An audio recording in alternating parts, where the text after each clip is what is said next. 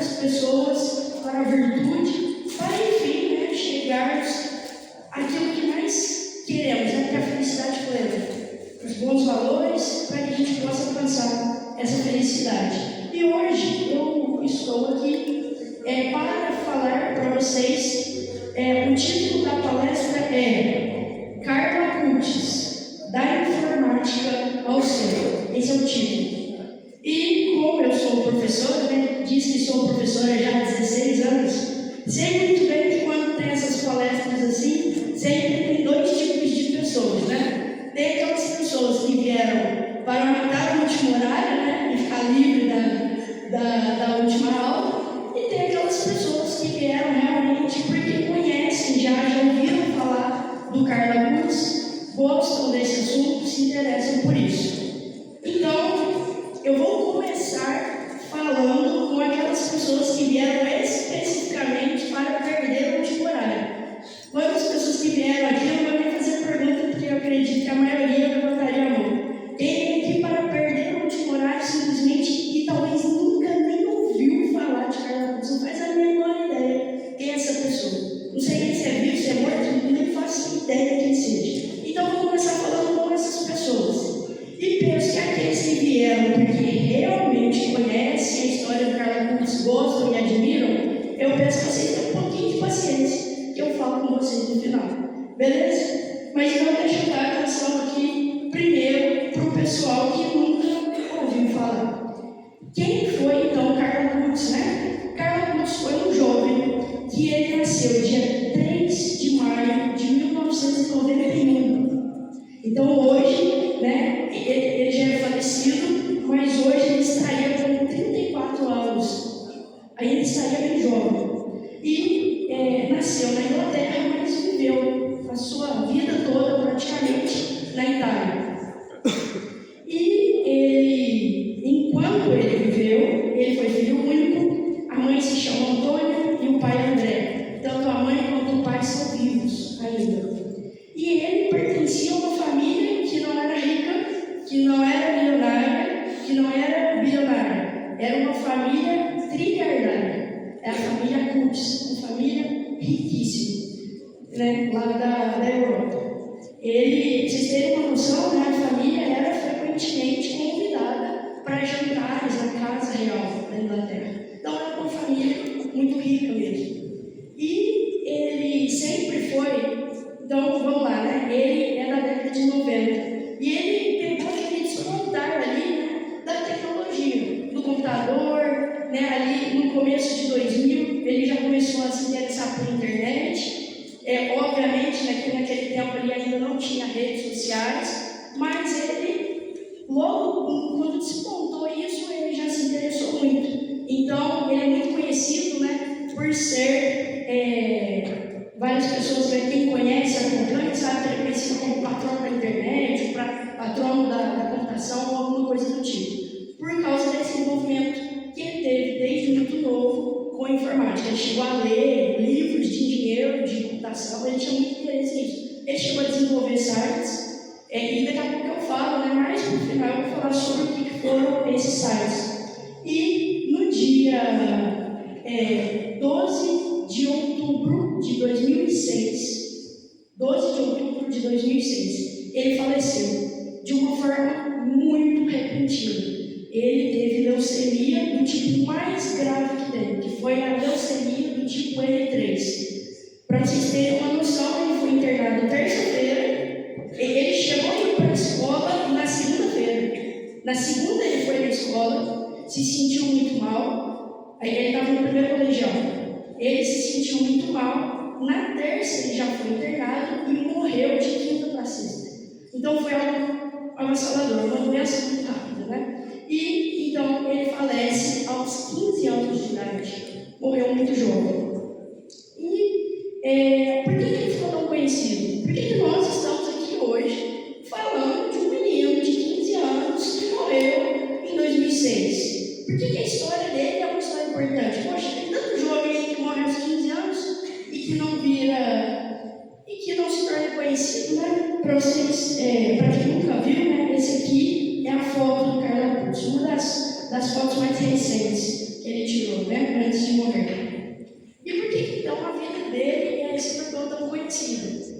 Primeiro, eu vou falar das virtudes humanas dele, né? Então ele teve muitas virtudes humanas. E logo que ele morreu, essas virtudes humanas já foram muito comentadas. Ele era uma pessoa extremamente simpática.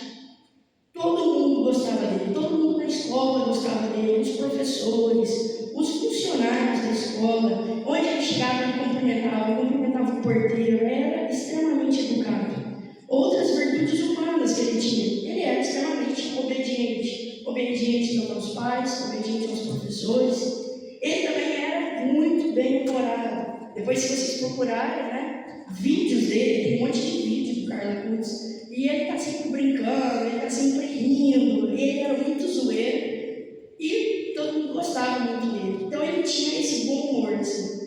Ele também, na sala de aula, e por isso também ele era tão querido, ele tinha uma defesa aos alunos, né, que são mais ridicularizados, aqueles meninos que sofrem bullying, que às vezes não têm amigo, e ele sempre estava ali com eles, né? Então, sei lá, era para fazer dupla. Ninguém queria sentar com tal pessoa, o Carlos sentava. Para ele não via problema nisso. Ah, nossa, mas é o menino mais zoado da escola. Mas é por isso mesmo que eu vou sentar com ele. Pô, o menino mais zoado da escola, vou sentar com ele. Então ele tinha isso. Ele via que tinha um menino zoado na sala de aula, ele já queria se aproximar dele. Outra virtude humana que ele tinha: ele ajudava, ele era bom aluno, ele não era dos melhores, mas ele era bom aluno e ele ajudava os colegas que tinham dificuldade. Acho que deve ter aí de você, na sala de vocês, alguém assim, né? Alguém que é melhor em matemática, que na véspera da prova ajuda os outros, né? Melhor em português, que sempre, em véspera de prova, está ajudando. O cara era assim. Então era véspera de prova, ele sempre ajudava os colegas. Depois, cordialidade com todos. Então, ele tratava todos, independente. Como eu disse, né? O Carlos não era rico, não era milionário, não era bilionário, ele era trilhardário. E ele não fazia diferença entre nenhuma pessoa. Ele tratava o porteiro, o faxineiro, da mesma forma que ele tratava as pessoas mais ricas do convívio da família dele. Ele tinha uma sensibilidade ecológica, ele tinha toda uma defesa dos animais, ele amava os animais, ele ficava bravo com os colegas, quando via os colegas jogando pedra em algum animal, matando por crueldade, ele chamava a atenção. E ele também, presteza, né? Ele era rápido e firme para ajudar quem precisasse sempre. Tem algumas histórias que eu vou contar na segunda parte, que sempre quando era solicitado, ele era o primeiro a levantar a mão para fazer alguma coisa. E apesar de ser muito rico, como eu disse, ele era extremamente desapegado, muito desapegado. E ele ajudava. Todos os dias ele preparava para ir para a escola. Sabe quantos lanches ele levava para ele ir para a escola? Ele pedia para a funcionária de casa preparar 20 lanches. E aí, do caminho da casa até a escola, todas as pessoas, moradores de rua que ele encontrava, ele ia dando o lanche que ele tinha na mochila. Então, até chegar na escola, ele já chegava com a mochila quase vazia. Ele ia entregando lanche para todos os moradores de rua que ele conhecia. E ele, né, justamente por causa disso, ele era extremamente generoso com todos. Essas são as virtudes humanas do Carlos. Então, essa é a primeira parte, para quem nunca ouviu falar do Carlos e não faz a menor ideia quem é esse menino, agora você já tem uma noção de quem ele é. Só que agora, então, eu começo a falar para quem veio por causa do Carlos mesmo, né? Porque conhece, porque já ouviu falar, porque é devoto dele. E aí, o que acontece, então? O Carlos, para aqueles que já conhecem a história dele, né? Ele está em processo pela igreja de canonização. Para quem nunca ouviu falar sobre isso, né? É um processo em que a igreja vai analisando a vida de uma pessoa para, ao final, declarar se ela é santa ou não. E o Carlos está nesse processo. E aí eu vou dar uma explicada aqui nesse processo também, porque eu acho importante. Ele já está na última fase disso, né?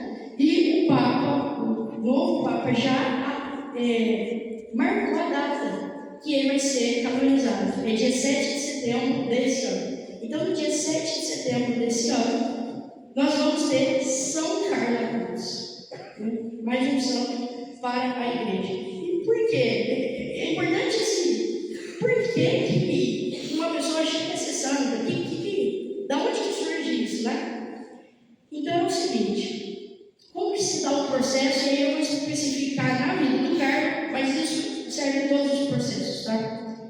Então, morre alguém, no caso o cargo. Primeiro, né, ele ficou doente. Eu falei para vocês que ele internou terça, de quinta para sexta ele já morreu. Quando ele estava internado, ele pediu para a mãe dele que ele gostaria de se confessar. A mãe sai, arruma o primeiro padre que ela vê lá no hospital. E o padre não conhecia a Carla, não conhecia a mãe. O padre atende o Carlos em confissão. O Carlos sabia que ele ia morrer. Quando ele entra no hospital, ele chega a falar para a mãe: prepara-te, daqui não sairei vivo. O Carlos grava um vídeo 2 meses antes de morrer que dizia que ele ia morrer. Então ele sabia. Ele tinha essa consciência, é lógico que ele não sabia exatamente quando, mas ele tinha algo, né, dentro dele que ele sabia que ele ia morrer muito novo.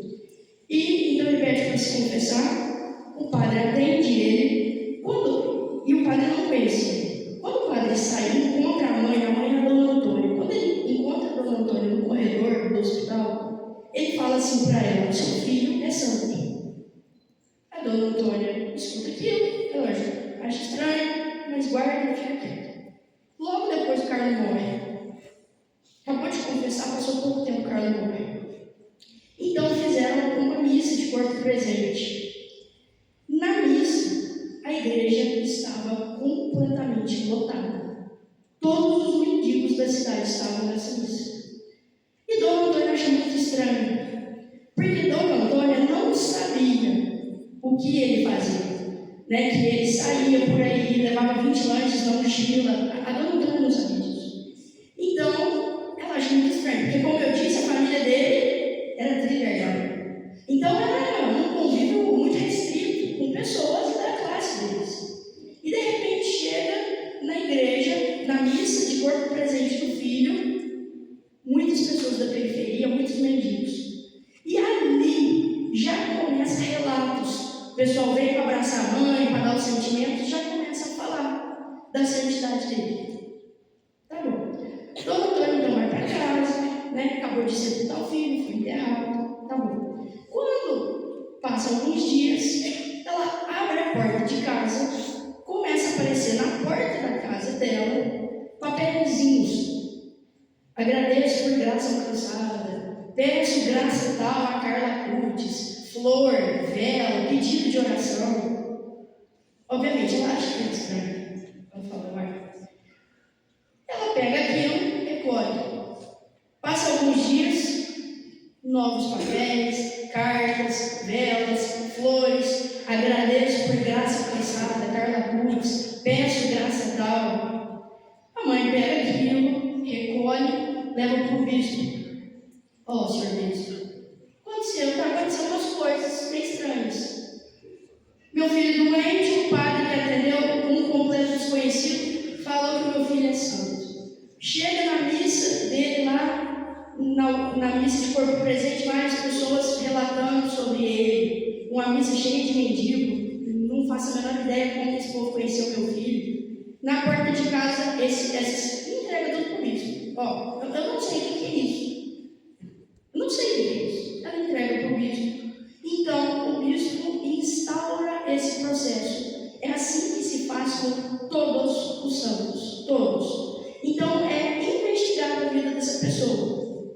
Não é assim, morreu, nossa, é uma pessoa tão boa, né? É santa. Não, obviamente não é assim. Então, existe todo um processo. Gente, e esse processo pode levar anos. Pode levar 5 anos, 10 anos, 20 anos, 60 anos. É um longo processo. E vai investigando tudo da vida da pessoa. Vai ouvindo as pessoas que conviveram com ele. A partir daí, essa pessoa, né, esse candidato a santo, vamos dizer assim, ele recebe o nome de servo de Deus. Então, Carla foi para o primeiro estágio, servo de Deus. A igreja, então, local ali, a diocese dele mesmo, paróquia ali, o pessoal que conhecia ele, começa a investigar a vida. E aí realmente percebe que a vida dele era uma vida de muitas virtudes. E não encontra nada que desabone a moral dele. Que se encontra, não, né? Um colega de sala que fala, não, esse cara fez tal coisa. A igreja vai ficando com o pé atrás. A igreja é muito prudente, isso é óbvio. Tanto que a gente sabe, né, de muitos processos que estão travados e que não vão para frente, porque teve um lá que levantou e falou, ó, não é bem assim não. Não é assim igual vocês estão pensando, não. Gente, o processo trava na hora. Né? Eu mesmo sei de um caso de um processo que está travado há muitos e muitos e muitos anos, porque teve um comentário que foi desfavorável. O processo está há quase 70 anos. Mas quase 70 anos. Por que teve comentário desfavorável? Então não é assim, vamos de alegre, né? Não. A partir daí viram realmente, pegaram esse processo, e é esse o passo a passo. Eles enviam para Roma, enviam para o Vaticano. E aí entra para a segunda fase. Lá no Vaticano, eles começam a estudar a vida daquela pessoa.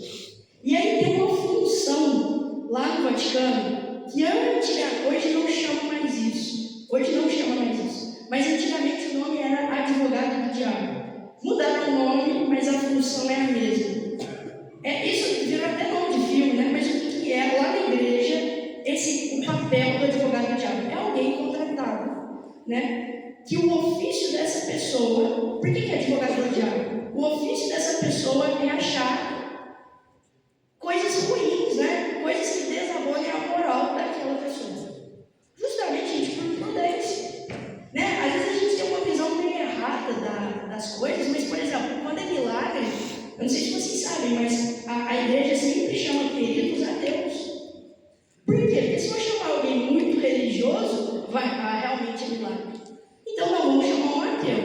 Porque se esse ateu investigar um cientista ateu e realmente ver que isso aqui é algo que a ciência não explica, poxa, é sim. Então a igreja, ela não tem medo da ciência.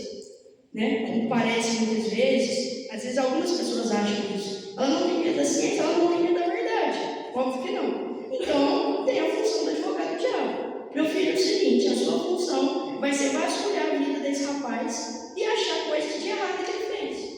Qual que foi a primeira coisa que esse pessoal encarregado, né, que hoje não se chama mais, mas os advogados do diabo, fizeram? Qual foi a primeira coisa? Vamos pegar o notebook desse menino e vasculhar o histórico de pesquisa dele. Porque se tiver qualquer coisa imoral que ele tenha pesquisado, já para aqui agora. Foi a primeira coisa que fizeram.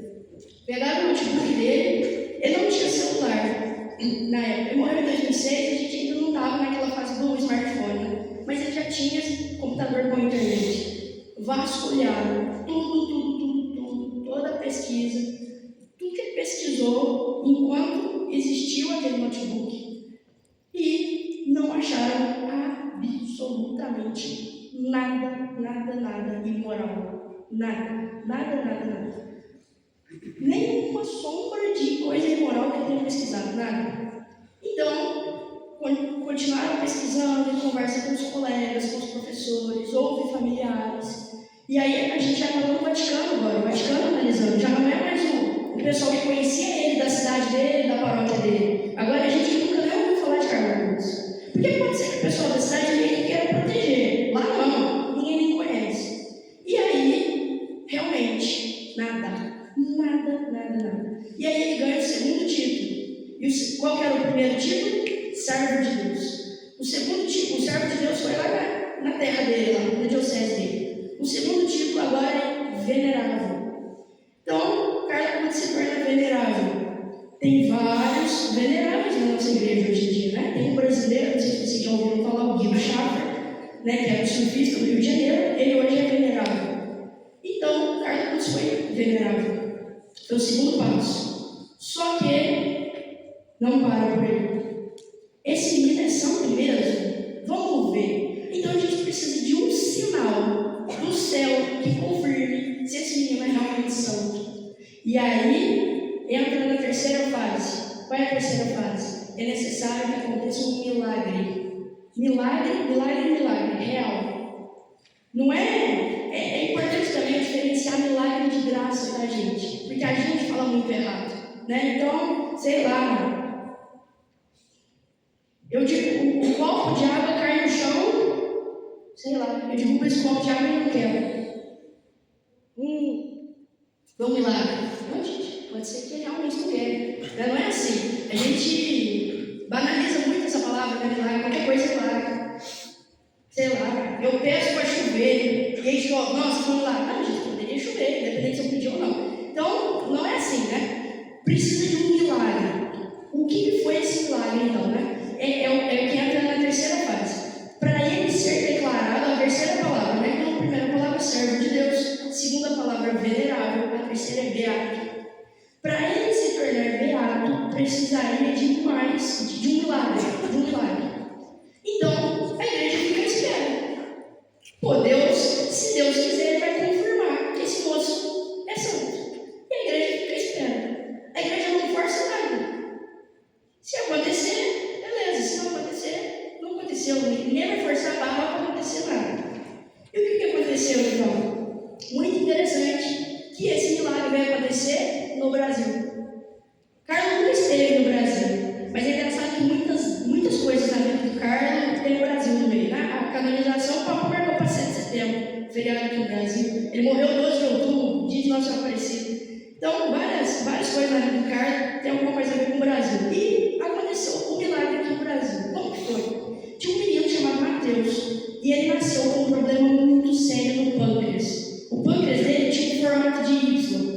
Não tinha chance nenhuma daquele pâncreas funcionar. E absolutamente tudo que o menino comia, ele passava mal. O pâncreas era todo defeituoso.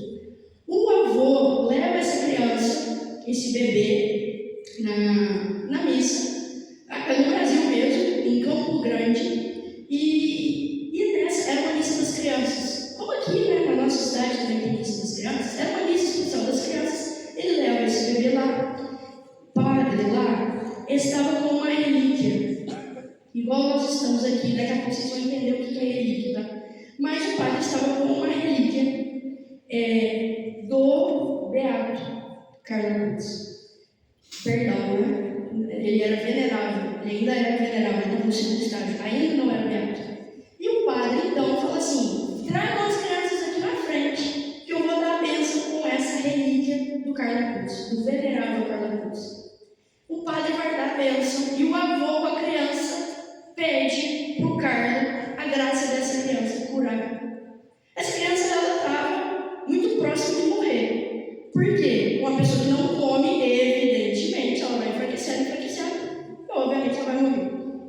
E aí essa criança, o padre dá a bênção, aparentemente não acontece nada, o avô vai embora com a criança, tudo certo. A criança chega em casa e pede para comer. A criança come e não vomita. E aí levam no médico. Porque essa criança não passou mal a vida inteira, tudo que ela comeu ela passou mal. Estava muito fraca a criança já. Os médicos fazem um exame de imagem, né? E simplesmente o pâncreas estava no formato normal. O formato era formato de Y, estava no formato normal. Eles tinham um ultrassom do pâncreas antigo, que era claramente um formato de Y. E agora eles têm um ultrassom claramente, simplesmente está no formato normal. Tá. Mas isso ainda não é um milagre. Milagre? Não.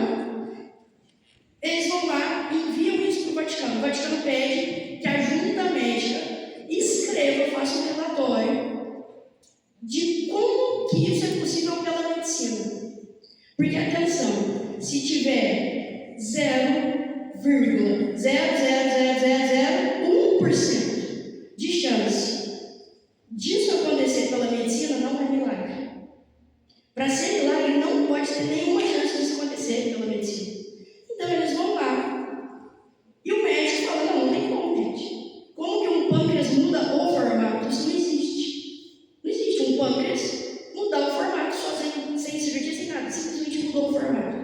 Então a junta médica fala: impossível pela ciência. O médico não vai falar que é milagre. O médico às vezes é simplesmente ele fala, pela medicina não tem como isso aqui acontecer. E foi o que ele constatou. Os médicos, a junta médica que era o médico do Mateus, falou, pela medicina isso aqui não tem como. Quando chega lá no Vaticano, você acha que o Vaticano vai falar, milagre? Não. O Vaticano vai falar, será? Vamos avaliar isso de novo. Então agora eu quero médicos que não tem nada a ver com o Mateus. Porque às vezes vai que é médico, sei lá, próximo da família, né? Médico conhecido. Não, eu quero médico que não tem nada a ver com essa situação. Outros médicos, não quero os médicos do Mateus. O Vaticano pede isso. Os outros médicos vêm uma nova junta de médicos que vai ver isso. Pâncreas formativo. Pâncreas formato normal. Tem alguma chance, pela medicina, de acontecer uma transformação? Os médicos fazem o laudo que não. E aí, quando isso chega lá no Vaticano, vocês terem uma noção. Gente, isso é um milagre óbvio. É uma coisa óbvia. Só que só esse milagre, para confirmar que realmente não tem chance de acontecer pela medicina, foram 6 anos até o Vaticano aceitar que era um milagre. 6 anos, isso é uma coisa óbvia. Então o Vaticano vê, depois de 6 anos, gente, realmente, a gente está vendo aqui que pela medicina isso não tem como. E aí a igreja declara aquilo um milagre, né? Vê que aquilo realmente é um milagre. Não tem como, foi algo sobrenatural. O que é um milagre? É algo que a nossa natureza não faz. É algo sobrenatural. Não é que teve assim, apareceu um anjo, apareceu uma luz, não apareceu nada. Nada. Simplesmente algo que a medicina não explica. Não tem nada sobrenatural aos olhos nossos. A pessoa ouviu uma voz, ela viu uma luz, ela olhou para a criança e viu a criança iluminada. Nada. Não tem nada disso. Simplesmente reconheceram. Pela medicina isso aqui não tem 0,00000%, 1% de chance de acontecer. Então, o Carlos recebe o título de beato. Ele já era servo de Deus, foi para venerável e beato, que é o que ele é ainda hoje. Ele ainda está no título de beato Carlos. Só que a igreja é muito prudente e ela não vai sair. Gente, eu não sei se vocês têm noção do quanto é sério dizer que alguém é santo. Outra palavra banalizada também, né? Aí tem um menino da minha sala, uma aluna minha esses dias, a tia dela morreu.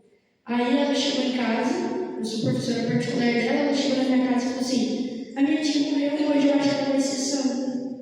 Eu falei, nossa, sério, por quê? Porque minha tia foi solteira a vida inteira, ela nunca beijou ninguém. Sabe, não é assim, né? Virou muito banalizada a palavra santo. Não é assim, olha o tempo que levou para chegar. Não tem nada a ver, né? É porque beijou não é santo, né? Santa Zé de São Luís, que é os patronos, nós éramos casados, tivemos filhos. O que é isso? Que loucura que é essa? Então, assim, nada a ver. É muito sério chamar alguém de santo, e é por isso que precisa de toda essa prudência, né? E, então, a igreja, ele já era beato, precisa de mais um milagre para canonizar, que é o ser santo, né? Aí sim receber o título de santo. Então já teve um milagre, a igreja pede mais um. Então vamos esperar. Se acontecer mais um milagre, aí ele é santo mesmo. Então é como se a igreja pedisse que Deus de alguma forma confirmasse aquilo que os homens já estavam achando. Os homens já estavam achando que ele era santo, desde quando ele morreu. Lembra que eu falei para vocês lá no começo da história? Que assim que ele morreu já começaram a deixar papelzinho na porta de casa? Os homens, os humanos, já estavam achando isso fazia tempo. Mas a igreja pede, se ele é santo mesmo, Deus vai confirmar isso. E aí é por isso que precisava de mais um milagre. E a igreja fica à espera, a igreja não tem pressa de canonizar. Como eu disse, né, tem gente que fica 60, 70 anos lá, esperando no processo. Não tem prazo final, né? Gente, esse milagre vai acontecer até meio-dia, senão, não, a igreja não tem pressa, ela não força a barra.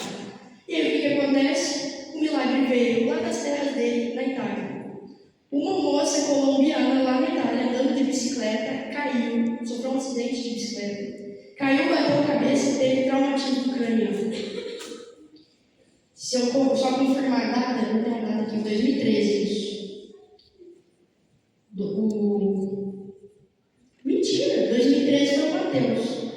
história do Mateus aqui no Brasil foi 2013. Essa moça colombiana andando de bicicleta na Itália foi 2020, super recente.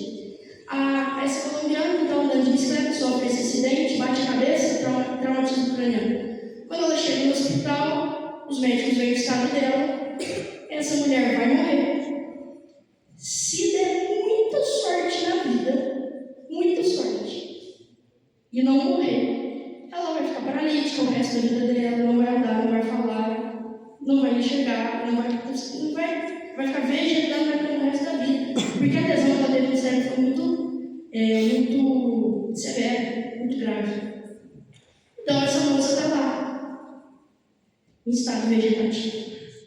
A mãe, como eu disse, esse milagre aconteceu na Itália.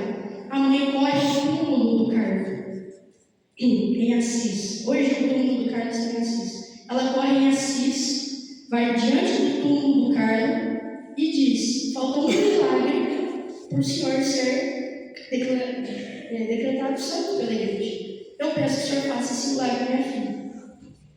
A menina que estava em estado vegetativo, que tinha tudo para morrer, né? Se desse sorte, ia ficar no estado vegetativo, se sobrevivesse. A menina acorda, conversa, pede para ir embora, levanta e vai embora. Algo óbvio que a medicina não ia explicar isso. Óbvio, né? Imagina as caras dos médicos, olha que o filho deve ficar em estado de choque absoluto. Mas a menina vai andando para casa. Tinha tido um traumatismo craniano, com todos os exames. Gente, aqui a gente não está falando de nada forjado, tá? Tem exames mesmo que provam que a menina estava nessa situação. E o que acontece então? A igreja pega e vai estudar e pede para os médicos darem o laudo. Evidentemente, os médicos falam: tem uma chance de alguém ter um traumatismo craniano, levantar e falar que quer ir embora e andando para casa. Os médicos então escrevem, a junta médica que estava cuidando da menina escreve que não tinha nenhuma chance disso acontecer. Um milagre óbvio. O que o Vaticano pede? Troca os médicos. Quero outros médicos. Quero um laudo de outras pessoas que não tiveram envolvido com essa menina. Quem é desses médicos que é parente, é irmão, é tio dessa menina? Não, eu quero outro povo. E aí vem uma nova junta, analisa o caso. Obviamente, não tem como isso acontecer, a menina é examinada. Vê os exames, da época do dia do acidente, como que ela estava. A menina chega diante da nova junta médica. Realmente, tem uma chance disso aqui que eu estou vendo aqui nos exames, está aqui na minha frente, andando, conversando comigo. Então a junta médica, mais uma vez, escreve que não é possível que isso aconteça pela medicina. Como eu disse, se tiver chance, se os médicos falarem assim, é muito difícil isso acontecer, muito difícil. Mas 0,00001% das pessoas acontece isso aí. Já teve na história da humanidade alguém que teve traumatismo craniano e aconteceu isso aí. Se tiver essa chance, não é milagre. Porque pode ser que realmente foi algo natural, uma intervenção médica mesmo que funcionou. Mas os médicos falam, não tem chance mesmo. Então, a igreja reconhece o segundo milagre, aquele segundo sinal que a igreja pede que Deus dê para confirmar que aquela pessoa é santa. Então, aí foi marcada a data da canonização. A canonização é uma solenidade em que o Papa declara que ele é santo. Essa solenidade da canonização foi marcada para o dia 27 de abril passado. E quem tinha marcado essa data foi o Papa anterior, o Papa Francisco.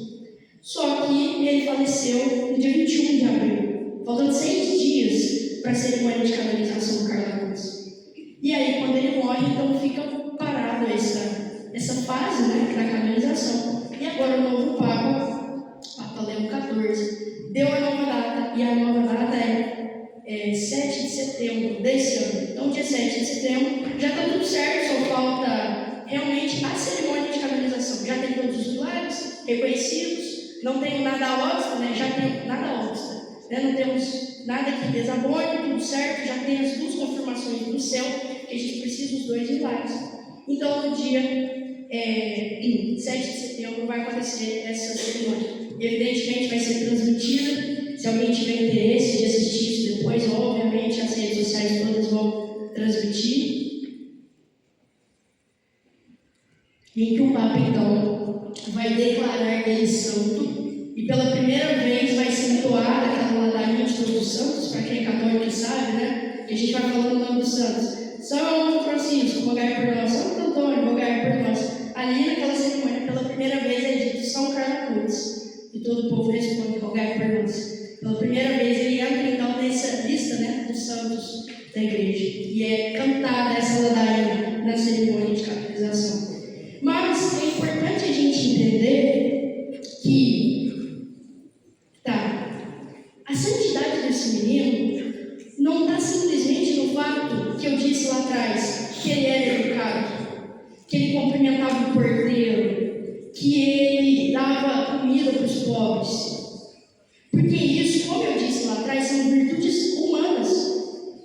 E qualquer pessoa pode ser assim, inclusive o ateu. Pô, tem muito ateu, gente boa aí, ó, gente boníssima, que é muito educado, que cumprimenta as pessoas, que é humilde, que dá esmola, que ajuda. Isso são virtudes humanas. E é lógico que precisa disso também, né? Porque São Tomás vai dizer que a graça pressupõe a natureza.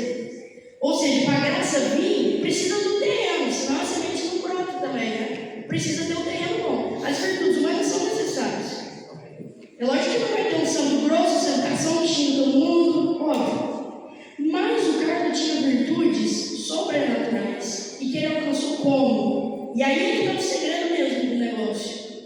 Pela vida sacramental que ele tinha. O Carlos ia à missa todos os dias. Ele comungava todos os dias. O Carlos confessava uma vez por semana. Tem gente que confessa para receber a primeira comunhão, vai confessar de novo para a crisma, confessa de novo para casar, e se tiver muita sorte, confessa na beira da morte, quando está lá no leito do hospital. Gente, a confissão, ela dá uma graça na alma da pessoa, que é aquilo que consegue fazer com que ela persevere em todas as virtudes que ele estava fazendo. Ele precisa, é como se fosse um combustível. Porque quando a gente é batizado, a gente recebe um carro.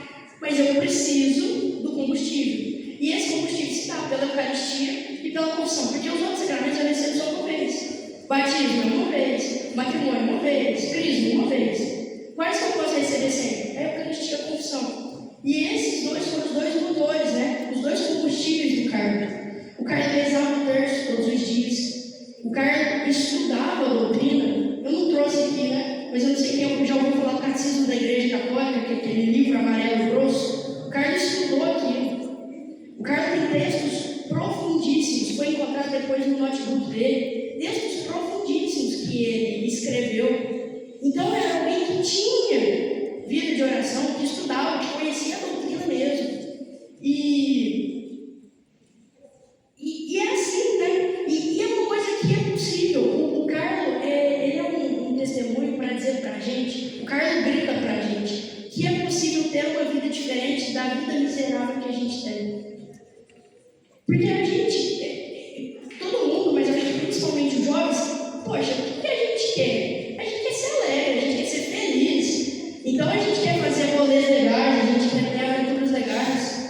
Só que muitas vezes a gente escolhe rolês e aventuras e alegrias que, tipo assim, vai durar 2 segundos e vai passar. E isso é só você ver uma coisa, né? Pega a coisa que vocês mais gostam de comer, sei lá, chocolate, sorvete. Imagina o chocolate que vocês mais gostam de comer. Come aquilo. Quanto tempo o prazer daquele chocolate dura? Enquanto ele está na boca. Engoliu, passou. Você não tem mais aquele prazer. Só que dentro da gente fica uma coisa assim, poxa, acabou, eu queria que durasse mais tempo.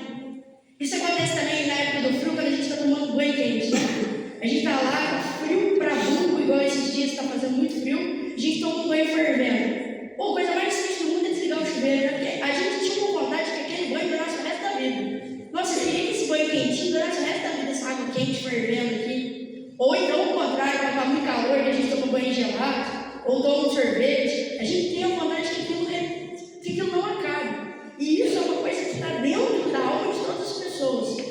Uma necessidade de que a coisa boa dure para sempre. Ou uma viagem muito legal que a gente faz. Uma vontade de que, poxa, eu queria que essa viagem nunca acabasse, que eu nunca voltasse para casa. Só que todas essas alegrias que eu falei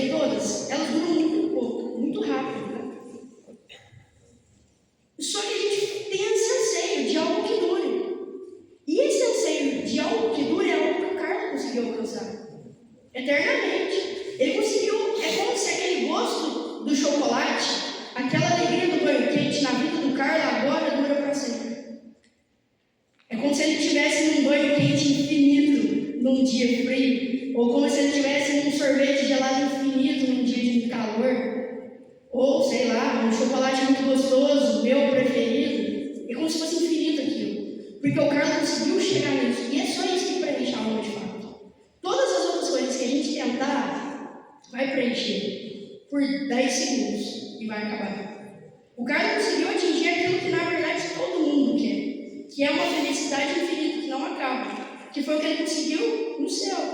Essa santidade, né? E o melhor de tudo, e o porquê que a gente trouxe ele para falar? A gente poderia estar falando de qualquer outro, porque não é só ele que chegou nisso, a gente poderia estar falando, sei lá, de São Francisco, de Santo Antônio, sei lá, a gente poderia estar falando de vários outros aqui.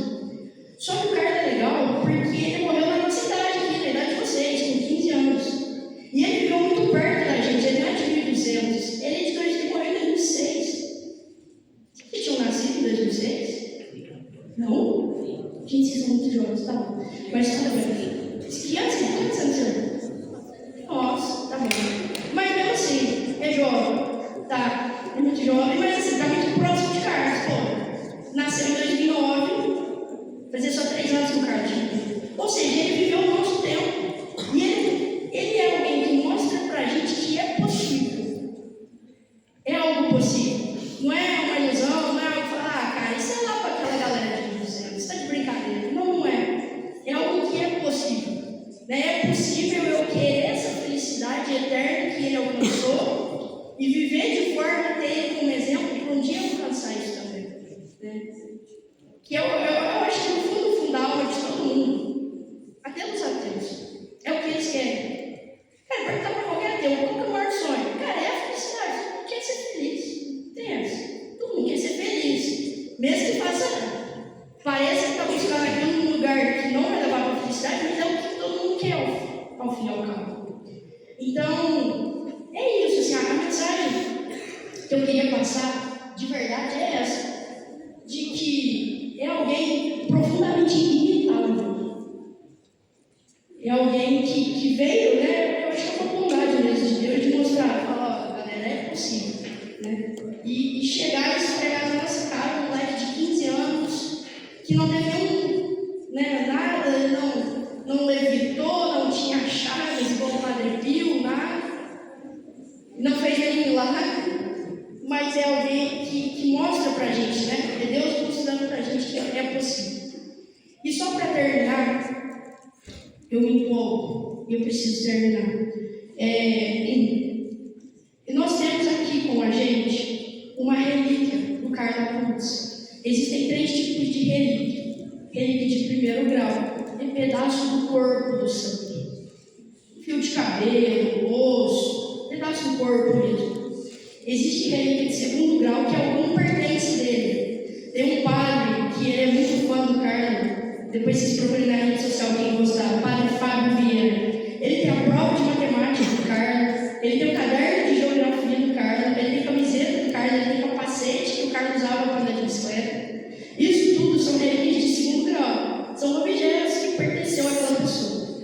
E existem relíquias de terceiro grau, que são tecidos que tocaram o corpo do santo. E nós tivemos uma graça muito grande. A generosidade de Deus assim, foi muito generoso com a gente. De um padre que acompanha o Instituto nas redes sociais e gosta do nosso trabalho, entrou em contato perguntando se a gente gostaria de ganhar uma relíquia de primeiro grau do Carla Cruz. Né? E, obviamente, a gente aceitou. Então, aqui é uma relíquia de primeiro grau do Beato em breve São Carla Cruz. Então é um pedaço mesmo do corpo. É lógico, gente, é um fragmento muito pequeno, obviamente. Né? Um fragmentozinho do corpo dele. E às vezes as pessoas acham meio estranho, né? Esses dias eu falei para uma aluna dessa relíquia, ela falou assim para mim, aí cabelo um pedaço de corpo. Mas é só estranho para quem não conhece mesmo, né? Achei muito engraçada a sinceridade dela. Aí cabelo um pedaço de cadáver. Mas a igreja, ela venera as relíquias, né? Porque é como se estivéssemos aqui, de fato, diante do túmulo do Carlos. Quando estamos diante de uma relíquia, é como se estivéssemos diante do túmulo do Carlos. Lembra que eu falei do segundo milagre? Vocês lembram qual foi o segundo milagre? Da moça que caiu de bicicleta? Como que foi? Como que conseguiu? A mãe correu no túmulo do Carlos e pediu e foi atendido. Então a gente não precisa correr em Assis no túmulo do Carlos, a gente pode correr aqui, né, e pedir a graça. É importante dizer dele, porque muitos ateus se tornam ateu aqui. Mas por que Deus atende a alguns e não atende a outros? Resposta: não sabemos. Não sabemos. Quantas pessoas caíram de bicicleta, teve traumatismo craniano, a mãe rezou e o filho morreu? Quantos? Muitos. Mas por que essa específica foi atendida, enquanto quantas mães rezaram pelos filhos e não foram? E é isso que pega muita gente. Nossa, mas eu rezei tanto pela minha avó. Eu escutei de uma aluna minha também. Eu rezei tanto pela minha avó, rezei, e Deus levou ela. E é por isso que hoje eu sou ateia. Minha aluna falou isso para mim. Gente, é realmente um mistério. A gente não sabe. Só que uma coisa a gente sabe: Deus é bom. E se Ele permite que alguns aconteçam esse milagre, como aconteceu com essa colombiana que estava na Itália, e alguns não cabe a gente querer ser mais do que Deus e falar: poxa, deu chance para um, não deu para outro. O fato é, estamos hoje, de fato, diante do túmulo do Carla Cruz aqui. Então, eu tento medir, agora é 5 para medir. Quem quiser, gente, é quem quiser, tá? Obviamente. Depois, ao final, vir aqui, tirar uma foto até da relíquia, ou tirar uma foto segurando a relíquia e pedir algo. Vocês fiquem à vontade. Quem não quiser, gente, está tranquilo. Ninguém aqui vai ser obrigado a nada. Quem quiser, né? Sabendo isso, que estamos de fato diante, né? É como se estivéssemos diante do túmulo de Carla. Alguém, mas também é isso, gente, pelo amor de Deus, não é para virar uma superstição, tá? Nossa, deixa eu lá encostar que vai dar sorte. Vai dar sorte nenhuma. Deixa eu lá encostar que eu vou bem na prova. Não vai, você não vai bem só para assistir, de jeito nenhum, não tem nada a ver. Então, assim, não é para ter uma coisa supersticiosa também. Não é isso, a igreja nunca ensinou a gente a se comportar dessa forma. Mas, é lógico que a gente pode pedir algo. Com a certeza que Deus vai ouvir.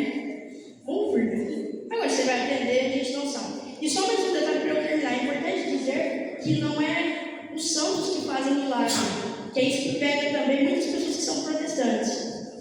Esse povo católico adora os santos. A gente não adora os santos. A gente sabe que todos os milagres do Carlos, como eu disse, é Deus confirmando. É Deus que faz o milagre, né? E aí, se Ele quiser, Ele faz. Se Ele achar que é bom, Ele faz. Se Ele não achar, Ele não faz. Né?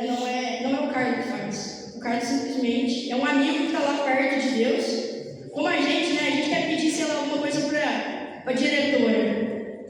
Normalmente a gente sempre pede para o mais nerd, né? Vai o fulano lá, porque a diretora gosta. Cadê a Bíblia? Aqui, ó. Aí, ó. É desse jeito. Não vai mais bagunceiro pedir nada para o Bíblia, porque essa Bíblia não vai aceitar. Vai também, cara de pau.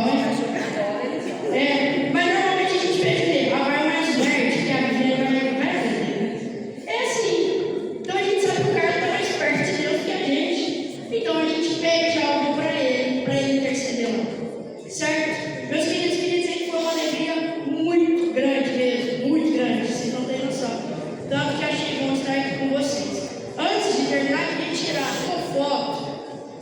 Todo mundo pode ficar aí sentadinho, hein? Eu não sei se é melhor sentadinho, né?